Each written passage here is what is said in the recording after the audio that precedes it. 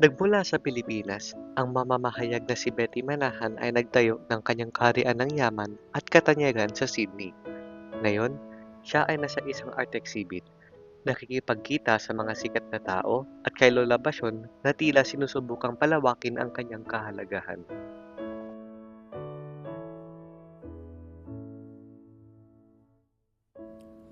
Perpekto ang art exhibit na ito para sa akin.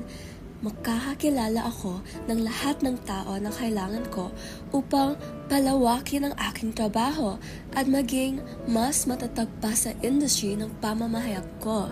Dumating si Betty sa art exhibit upang makipag-usap sa mga tao na maaari maging kanyang koneksyon.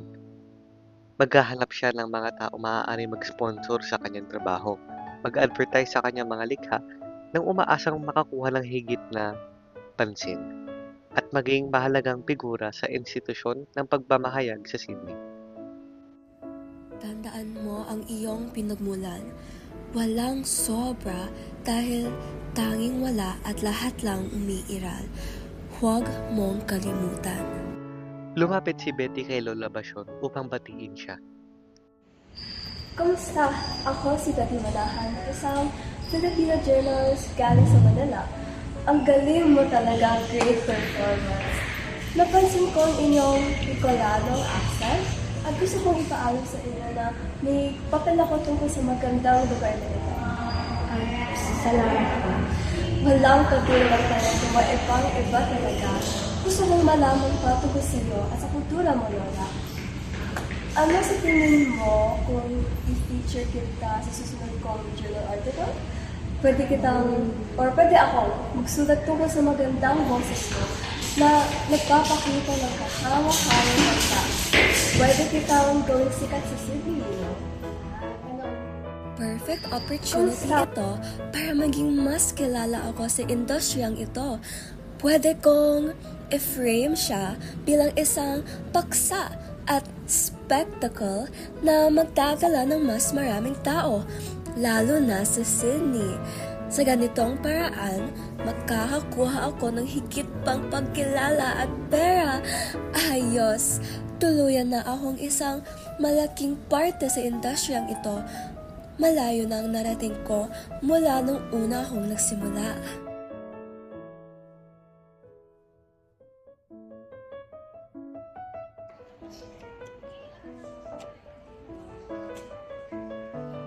Nakatapos ako ng kolehiyo, nabasa ko na lahat ng gabi, nakakuha pa rin ng maraming sitwasyon. Bakit minimum wage pa rin na tinahita ko sa journal formation? Nandito ako, sinusubukang itipid at isang lata ng 555 mula sa kapag dalawang araw. At hindi naman tumutulong ang mga papel na to. May puso si Betty para ibahagi ang mga kwento ng kanyang mga kababayan. Hinahangaan ang boses at karanasan na madalas hindi naririnig o napapansin. Lampas sa inaasahan at pamantayan ng industriya ang kanyang mga kasanayan na nagbigay pa sa kanya ng mga role bilang co-author, maliban na lang na bihira siya makakuha ng credit.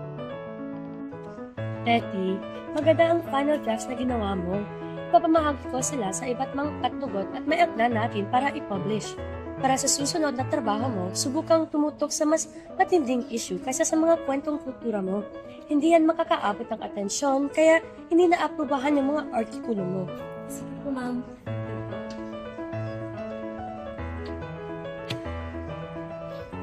Nanatuloy ako sa mababang posisyon ako. Magpapatuloy ka sa kabalikiran na ito. Habang na lang na ay mga hot at trending na paksa para kumita ng mas maraming engagement. Yun lang bang importante sa kanila? Siguro, hindi naman gano'n sa abroad na. Ano?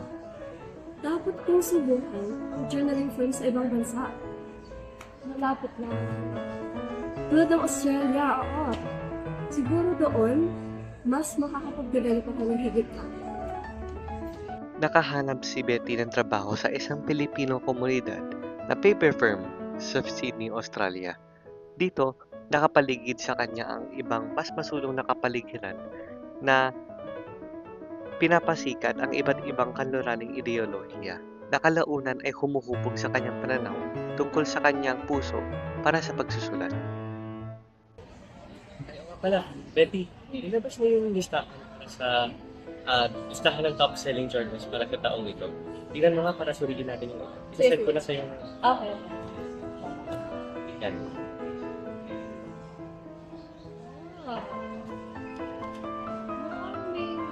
Maraming memo tungkol sa kanila. Tulad ng stock markets, economic growth, mga social issues. Di alam din na nakatuon sa ilang sektor, kagaya ng kabataan at kababaihan. Yung mga paksa kasi na ito yung pinag-isa yung parang engagement sa attending. Hindi nakakapagkakan kasi maraming sikat pa na yan natin topic ito. Malaki rin yung kumikita ng mga tangri dahil madalas nilang sinusulat yung ganoong natin. So, o nga pala, tinatawag na pala kung ito na. Gusto nila. Salamat. Ayun!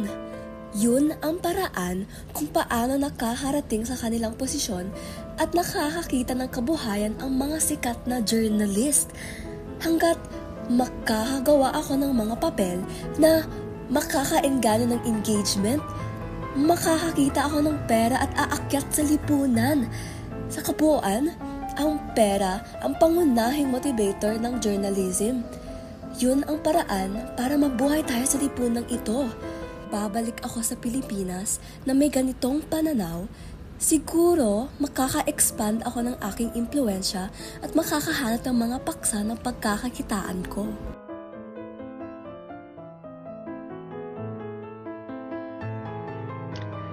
Naalala ni Betty ang kanyang nakaraan hanggang sa kanyang pagkilala kay Lola Basyon at napagtanto niyang may higit pa siyang trabaho kaysa sa simpleng puso lamang. Para mabuhay sa lipunang ito, nalaman niyang dapat tanggapin ang katotohanan na ang isang lipunan ay inuuna ang kayamanan, kapalaran at kapangyarihan bilang tanging mga paraan upang makatakas sa siklo ng kahirapan. Hindi lamang ito nakikilala sa pamamagitan ng matinding pagtitiis sa kahirapan, kundi pati na rin sa pagmamasid sa isang dayuhang kapaligiran at paghihikayat na ang pagtingin ay mababa sa ganoong kultura. Ganito dapat. Kumikita ng sobra-sobra yung nakalipas ko ng mga gawa. Totoo at tapat naman ang mga gawa ko, kaya masasabing journalism pa rin ang aking ginagawa. Yun nga lang, bad with money. Wala ko siya, naengganyo po ako sa kanta ninyo. Ano po sa tingin niyo? Marami akong kilala dito sa Sydney at pwede kitang i-recommend sa malaking konsyerto. Ano, payag ka? Matanda na ako at hindi naman ako para sa mga sinasabi mo, pero salamat na. Sige. O eto, magpakuha na lang tayo ng litrato. Ilalagay kita sa susunod mong gawa at bibigyan kita ng libreng kopya. Okay ba? Salamat na po. Si Betty ay parehong biktima ng isang lipunan na pinapangunahan ng kayamanan at katanyagan at isa na nagpapalaganap ng ganitong pamumuhay. Pwede siyang sisihin sa kanyang mga ginagawa ngayon, pero hindi pwedeng nagyan ng batid ng kasamaan ang mga karanasan ng kanyang kabataan. Si Betty ay naghangad ng isang bagay na kailangan para mabuhay at umasenso. At itong nasasabing bagay ay umuudyok rin sa isang lipunang puno sa kasukdulan ng kasakiman. Nananatili siyang parehong sanhi at bunga ng isyong nagbalaki sa kanya.